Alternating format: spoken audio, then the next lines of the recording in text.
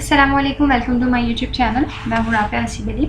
आज हम बात करने वाले हैं कनेक्टिव टिश्यू पे। लास्ट हमने बात की थी एपिथेलियम टिश्यू पे, ठीक है। कनेक्टिव टिश्यू क्या होते हैं? कनेक्टिव टिश्यू वो टिश्यू होते हैं जो कि डिफरेंट सेल्स को क्या कर रहे होते हैं, कनेक्ट कर रहे होते हैं या बाइंड कर रहे होते हैं, ठीक है। डिफरेंट टाइप्स ऑफ सेल्स को बाइंड कर रहे होते हैं, इसलिए हम इसको क्या कहते हैं, कनेक्टिव टिश्यू होते हैं कहते हैं। They are also bind other tissues of the body. इसका काम होता है डिफरेंट टिश्यूज को भी बाइंड करना। Connective tissues hold structures in the body together such as tendons। अच्छा, हमारे पास जो है इसका काम क्या होता है,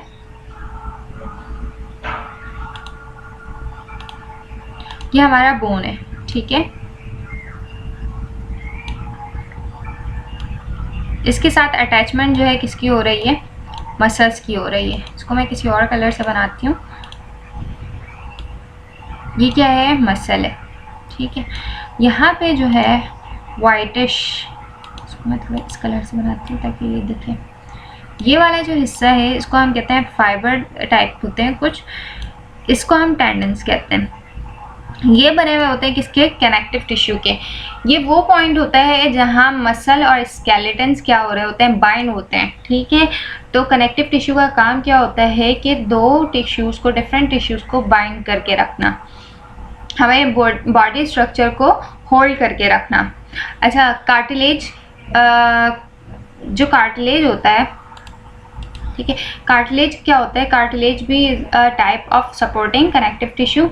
ये भी सपोर्टिंग कनेक्टिव टिश्यू होता है। किस तरह से, जैसे कि ये हमारा एयर है, ठीक है। ये अगर इसको फील किया जाए तो ये बहुत सॉफ्ट बोन होता है, ये सॉफ्ट बोन होता है और ये बना हुआ किससे होता है, कनेक्टिव टिश्यू का बना हुआ होता है। अच्छा, जिस सेल से बना हुआ होता है उसको हम कॉन्ड्रोसाइट्स कहते हैं, ठीक है। कॉन्ड्रोसाइट्स जो है कुछ सब्सटेंस रिलीज करते हैं, ठीक है, जिसको हम ग्राउंड सब्सटेंस कहते हैं। इसमें जो है कुछ प्रोटीन वगैरह प्रेजेंट्स होते हैं, ठीक है।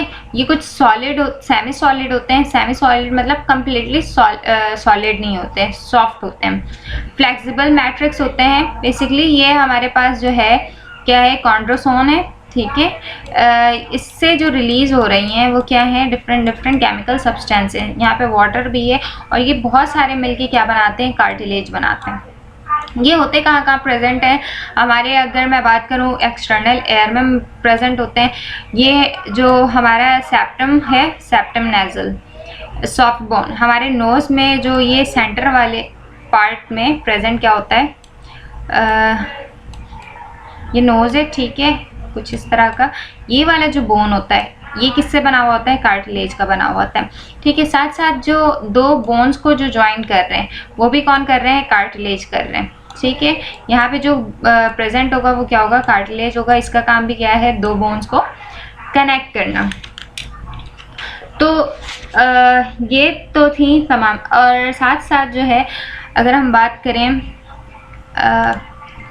और डिफरेंट कनेक्टिव टिश्यू की, तो bones is another type of supporting connective tissue. हमारे जो बोन्स होता है वो भी किसकी टाइप है, कनेक्टिव टिश्यू की। ये एज कम्पेयर टू कार्टिलेज क्या होता है, हार्ड होता है, because it contain calcium and phosphate. ये डिपॉजिट यहाँ पे क्या होता है, डिपॉजिट होते हैं फॉस्फेट और कैल्शियम। तो ये क्या बना रहे होते हैं, हार्ड स्ट्रक्चर बना रहे होते हैं। अगर ये कार्टिलेज में भी प्रेजेंट हो तो वो कार्टिलेज भी क्या हो, हार्ड स्ट्रक्चर हो, ठीक है। ये कैल्शियम और फॉस्फेट की वजह से क्या होते हैं, हार्ड स्ट्रक्चर होते हैं। अगर हम बोन्स को डिवाइड करें स्ट्रक्चर के बेस पे तो दो तरह के स्ट्रक्चर होते हैं बोन्स में। एक को हम कहते हैं कॉम्पैक्ट डेंस होता है और एक स्पंजी होता है जिसको कैंसलस कहते हैं। अच्छा, ये जिस तरह से कार्टिलेज जो है वो बना हुआ था कॉन्ड्रोसाइट से, इसी तरह से जो बोन्स होते हैं वो किससे बने हुए होते हैं, ऑस्टियोब्लास्ट और ऑस्टियोसाइट सेल्स से बने हुए होते हैं, ठीक है। ये वाला जो पार्ट है, ये वाला आउटर, इसको हम कह रहे हैं कॉम्पैक्ट। ये जो हिस्सा हम देख रहे हैं, ठीक है, जो शहद के छत्ते की तरह दिख रहा है, ठीक है, शहद की मक्खी के छत्ते की तरह, तो ये कहलाता है स्पंजी स्ट्रक्चर, ठीक है, कैंसलस जिसको हम कह रहे हैं। इसके सेंटर में ही क्या स्टोर्ड होते हैं, बोन मैरो हमारे, ठीक है। तो ये भी किसके बने हुए होते हैं, कनेक्टिव टिश्यू के बने हुए होते हैं। इसके अलावा एडिपोज टिश्यू है, ठीक है। एडिपोज टिश्यू क्या होते हैं, ये भी कनेक्टिव टिश्यूज होते हैं, सपोर्टिंग कनेक्टिव टिश्यू होते हैं दैट प्रोवाइड कुशन, ठीक है, हमारी बॉडी को जो है एक कुशन प्रोवाइड कर रहे होते हैं, सॉफ्टनेस प्रोवाइड कर रहे होते हैं कि हमारे बोन्स के साथ जो अटैचमेंट होती है वो किसकी होती है, एडिपोज टिश्यू की। जो चर्बी होते हैं ना उसको हम एडिपोज टिश्यू कहते हैं, जो फैट होते हैं। अच्छा, साथ साथ ये क्या कर रहे होते हैं, stored excess energy and fat. इसका काम क्या होता है, अपने अंदर एनर्जी स्टोर करना और उस वक्त रिलीज करना जब हमारी बॉडी में कार्बोहाइड्रेट जो है एनर्जी रिलीज कर रहा होता है। अगर हमारी बॉडी में कार्बोहाइड्रेट्स मौजूद ना हो उस वक्त ये क्या करते हैं, एनर्जी रिलीज कर रहे होते हैं, ठीक है। नेक्स्ट हम बात करते हैं ब्लड की। ब्लड भी जो है वो क्या होते हैं, कनेक्टिव टिश्यू होते हैं, डिफरेंट टाइप्स के सेल्स से बने हुए होते हैं। अगर मैं अच्छा, ये सारे जो थे जो एडिपोज थे, बोन्स थे, कार्टिलेज थे, ये सॉलिड स्ट्रक्चर थे। लेकिन जो ब्लड होता है हमारा फ्लूइड होता है, ठीक है, फ्लूइड होता है। इसमें प्रेजेंस होते हैं रेड ब्लड सेल्स, ठीक है, प्लाज्मा मौजूद होते हैं, प्लेटलेट्स मौजूद होते हैं, वाइट ब्लड सेल्स मौजूद होते हैं। जो आरबीसीज होते हैं इसका काम होता है एक्सचेंज करना, गैस को एक्सचेंज करना, कार्बन डाइऑक्साइड और ऑक्सीजन के एक्सचेंज करना। और वाइट ब्लड सेल का काम क्या होता है, हमारी बॉडी को इम्यूनिटी प्रोवाइड करना, या अगर कोई हमारी बॉडी में पैथोजेंस आ जाते हैं, कोई भी जर्म्स आ जाते हैं तो उसको क्या करना, किल करना। किसका काम होता है, हमारे वाइट ब्लड सेल का काम होता है।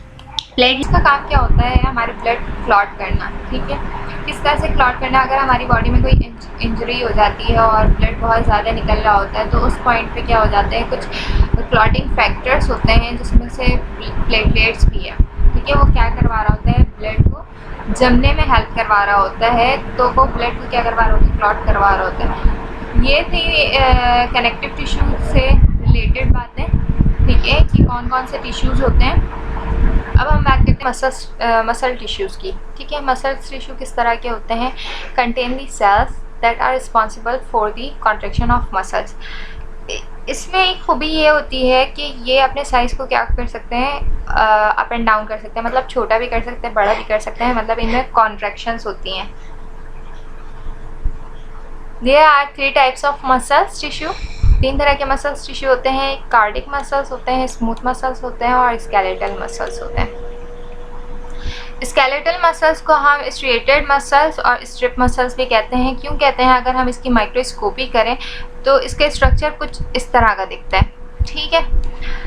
साथ साथ ये क्या होते हैं, is what we refer to as muscles in everyday life. Skeletal muscles is attached to bones by tendons. Last मैंने एग्जांपल दी थी, ये अटैचमेंट करवा रहा होता है, ठीक है, बोन्स के साथ जो मसल्स के अटैचमेंट करवा रहे होते हैं उसको हम क्या कहते हैं, स्केलेटल मसल्स कहते हैं। ये क्या है, हमारे स्केलेटल मसल्स हैं जो स्केलेटल से अटैचमेंट हो रही है। कहाँ कहाँ प्रेजेंट होते हैं, हमारे लेग्स में मौजूद होते हैं, हमारे आर्म्स में मौजूद होते हैं, ये तमाम जो हैं स्केलेटल मसल्स होते हैं। अच्छा, साथ साथ हम बात करते हैं स्मूथ मसल्स की। स्मूथ मसल्स कहाँ कहाँ प्रेजेंट होते हैं, is found in the wall of blood vessels. हमारे जो ब्लड वेसल्स होते हैं वहाँ पे कौन से मसल्स प्रेजेंट होते हैं, स्मूथ मसल्स होते हैं। और साथ साथ जो है डाइजेस्टिव ट्रैक्ट में होते हैं, यूरेट्रस में होते हैं, यूरिनरी ब्लैडर में होते हैं, इन तमाम में जो है स्मूथ मसल्स होते हैं। अच्छा, ये क्या होते हैं, इनवॉलेंट्री होते हैं, इनवॉलेंट्री, जबकि स्केलेटल मसल्स जो होते हैं वॉलेंट्री होते हैं। वॉलेंट्री का मतलब ये होता है कि जिसको हम कंट्रोल कर सकें, ठीक है। अगर हम चाहें इसको फोल्ड करना तो हम फोल्ड कर सकते हैं, नहीं चाहते तो नहीं करते, तो इसको हम कहते हैं वॉलेंट्री। लेकिन इनवॉलेंट्री वो होते हैं, इनवॉलेंट्री वो होते हैं जिस पे हमारा कंट्रोल नहीं हो, जैसे कि हार्ट बीट है, ठीक है, वो अगर हम हमारे कंट्रोल में हो, ऐसा हो हम भूल जाएं, हार्ट बीट को लेना भूल जाए तो क्या होगा कि ख़त्म इंसान।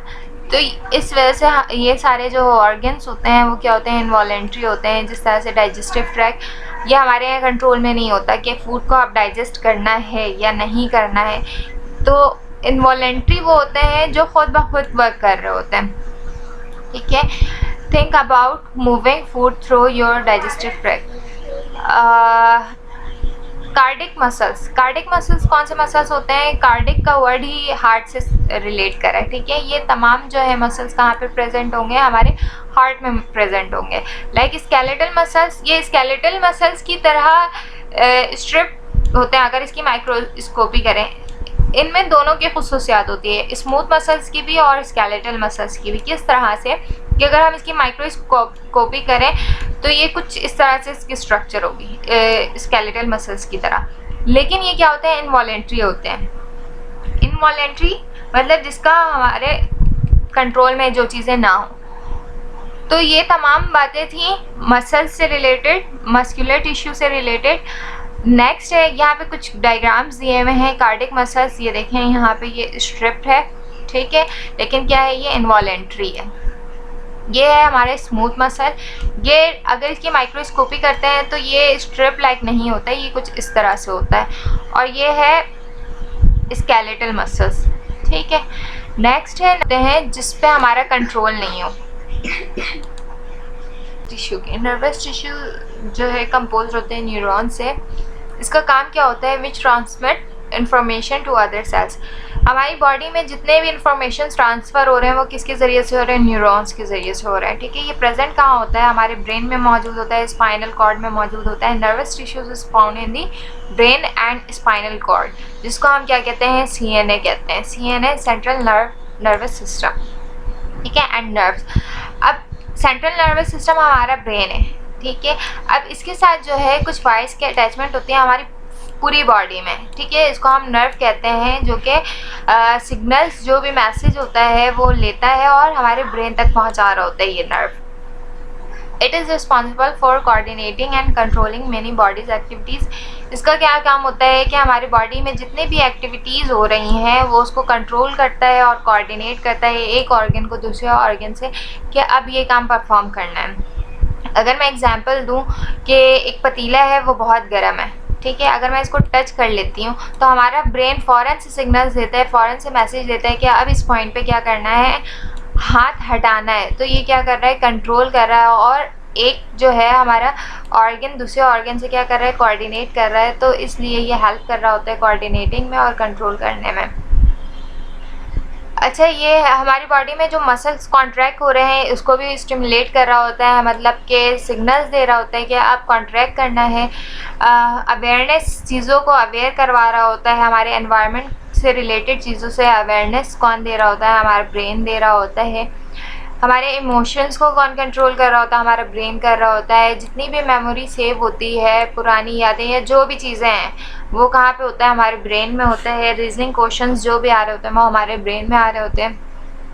तो अच्छा, ये तमाम चीज़ें किसके ज़रिए से आ रही होती हैं? इलेक्ट्रिक नर्व इम्पल्स के ज़रिए से, ठीक है। तो ये तमाम बातें थी नर्वस टिश्यू से। उम्मीद करती हूँ आपको मेरी वीडियो पसंद आई होगी। चैनल को सब्सक्राइब कर लें, दोस्तों से शेयर कर लें और बेल आइकन को भी प्रेस कर लें ताकि तमाम नोटिफिकेशंस मिलती रहें। अल्लाह हाफ़िज़।